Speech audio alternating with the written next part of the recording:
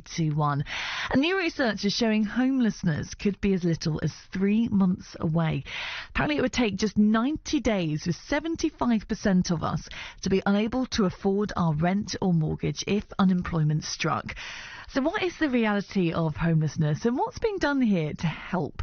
Benjamin Howarth is the founder and managing director of Howarth Housing Group, who have launched the campaign This Person is Homeless. And Benjamin joins me now. Good morning. Good morning. Oh, it's great to have you on. So tell me a little bit about Howarth Housing Group and what you do.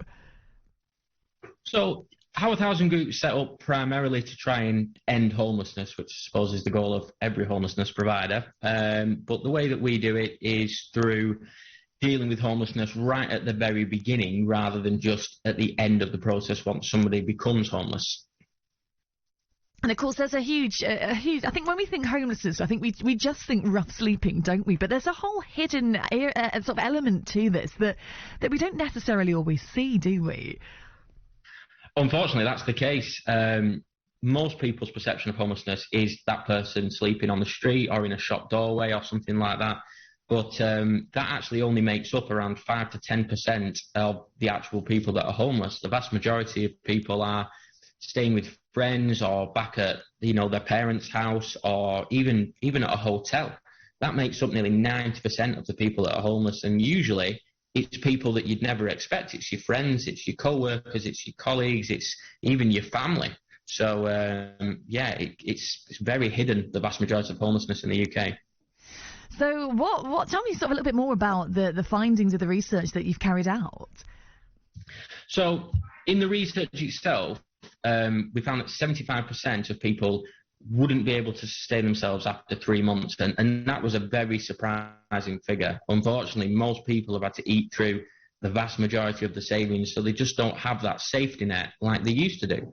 One of the other very surprising statistics was that 25% of the population have already experienced a housing crisis. Now, homelessness is a big problem in the UK, but that 25% was a very surprising figure. It was very, very high. The other worrying figure was that 60% of the people that we actually spoke to wouldn't actually know what to do if they were faced with homelessness, which is a very, very scary number, that 60%. So what can you do? I mean, I think we all kind of don't want to think about it. I think it's probably the issue with this. Is it something you dare and think about? The idea that you don't have your home, you don't have your roof above your head is a terrifying prospect. And so if you are ever in that situation, I mean, what help is there available? Well, thankfully, there is some help available. I mean, unfortunately, homelessness has a stigma attached to it, which a lot of people don't want to admit.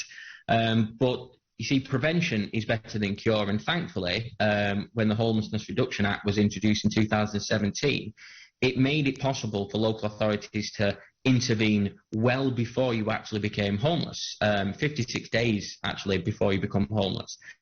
So what people really need to do is they need to recognise the situation that they're in, and especially with the cost of living crisis the way that it is, and it's only going to get worse, these high levels of debt are going to sneak up on people very, very quickly.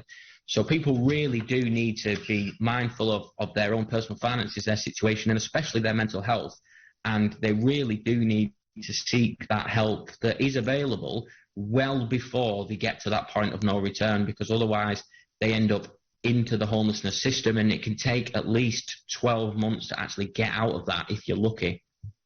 And it's a terrifying prospect. And you might be listening to this at the moment. Perhaps, you managed to buy your house when houses were a lovely, lovely cheap rate and maybe a mortgage free now and things are sort of actually feeling all right. But I guess there's going to be a huge amount of people here in the UK that are either got, hideous mortgages at the moment. You only have to look at the prices of houses.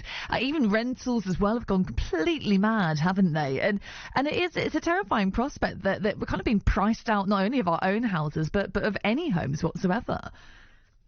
I mean, it is terrible, and unfortunately, it is only going to get worse. I mean, all the average person has to do is take a look at their bank statement and just make a quick calculation of how much money do they actually have and how much money would they need to continue to pay their rent, their energy bills, or their mortgage, car payments, and things like that. And you'll find that most people would be really shocked, actually, about how little money they've got in reserve. And unfortunately, with things like energy bills increasing, the debts that people are going to start to incur are going to go from the sort of smaller debts of £2,000 to £3,000 that are manageable for most people, and we're already seeing people coming through the service with £10,000, £15,000 worth of debts, which is figures that we didn't used to see only 12 months ago. So yeah, it's really about that prevention. It's really about being mindful of what's going on with your own life, with your own mental health, because that unfortunately is a very big factor, is not willing to admit that you're at risk and that you may need help. So people need to really speak to their friends, their family, and get that support from the very beginning, because that's how you can prevent yourself from becoming homeless in the first place. And I mean, for you and for the Howarth Housing Group, so of course you help provide sort of a lot of emergency and temporary accommodation for those who need it. I mean, have you seen a demand in your services? We sort of are in this cost of living crisis. I know, rates are going to go up again sort of in the autumn, and some hideous figures that have been bandied around. I mean, have you seen more demand for your services? Unfortunately, the demand for our services has gone absolutely through the roof. We are being required to not only just bring on more accommodation, we're having to bring on more accommodation for families, which statistically didn't end up in homelessness as much. But the problem is trying to find that accommodation quickly, because most of the time it's an emergency, is very, very difficult. Even some of our basic services like the food parcels that we provide, the prevention services that we do, I mean, we are getting inundated with calls to the point of actually having to bring on new staff just to deal with the influx. And working with local authorities and central government, it can be very time consuming and very difficult to get new projects off the ground quickly, especially at the quality level that they're supposed to be at. So it's not just us. A lot of providers at the moment are struggling to meet the demand that's already there. And come winter, that demand is just going to absolutely skyrocket. So, I mean, if you are at the moment, and I think the problem is, I think we make do, don't we? We sort of try and do what we can, and I think that most people will sort of use credit when they absolutely have to, not that they want to, but because they have to, and it just takes one thing, doesn't it? It takes one thing out of the ordinary that can just kind of topple all of that work. Whether the car breaks down or something goes wrong in the house, and suddenly you're met with this massive cost that suddenly you cannot pay, and you almost get, and we always I don't know about you, but do you think there needs to be more support kind of before it gets to the point where you are losing your home? That something that can be done earlier on in that chain. Absolutely. I mean, from our research, we found that 25% of the population, that we're talking 10 plus million people, wouldn't even be able to survive 1 month without an income, which is a horrendous figure. And although there are prevention services in place, unfortunately, they don't really go far enough. It's going to require a joined-up approach between local authority services, third-party providers such as us, and the companies that are unfortunately putting people in these debt positions in the first place. Some unscrupulous lendings that does occur, utility companies, water companies that don't give people that breathing room that they need. And once people start receiving debt collectors letters, and then debt collectors turning up, usually by that point, it's too late, and they're already in that spiral of debt, and they're in that potential risk of homelessness. So, and unfortunately, preventing that has to happen by everybody. It's not something that one person can do. There is no one-size-fits-all approach. But a lot of the stuff that, we're getting is from companies, people saying that they've got £5,000–6,000 worth of utility debts that they just couldn't afford to pay in their wildest dreams. So, yeah, there is definitely a joined-up approach needed, and a very long-term solution and strategy to be developed that, unfortunately, at the moment, doesn't seem to exist.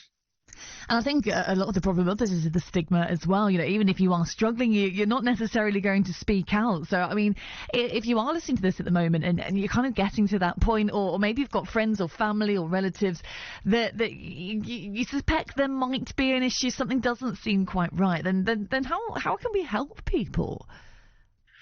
We see this is the purpose of This Person is Homeless campaign. It's about highlighting homelessness in what it really is, not just the people that you see on the street, because yes, they do need help, absolutely. But as 90% of homelessness is hidden, it's about how you can identify whether this person is at risk or not, because as you've said, the stigma it's a real thing. People don't want to admit that they're in trouble. They don't want to admit that they're homeless or they're about to become homeless.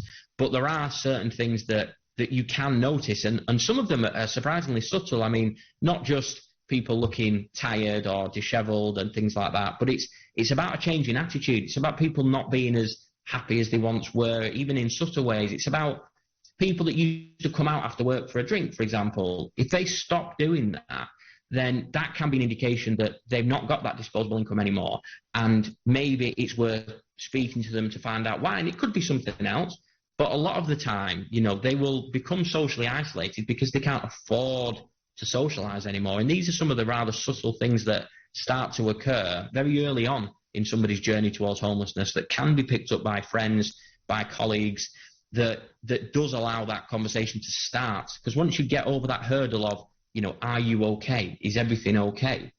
All of a sudden, things that can be done start to be done. You can speak to the local authority about getting in contact with your energy providers, about getting in contact with your landlord or your bank to put a stop on eviction processes or on house reclamation and things like that. So that's what this Person is Homeless campaign is all about. It's about how everyone can help everyone else, not just about how governments and local authorities and providers can actually get involved. So, people really do need to make themselves more aware of the signs of impending homelessness.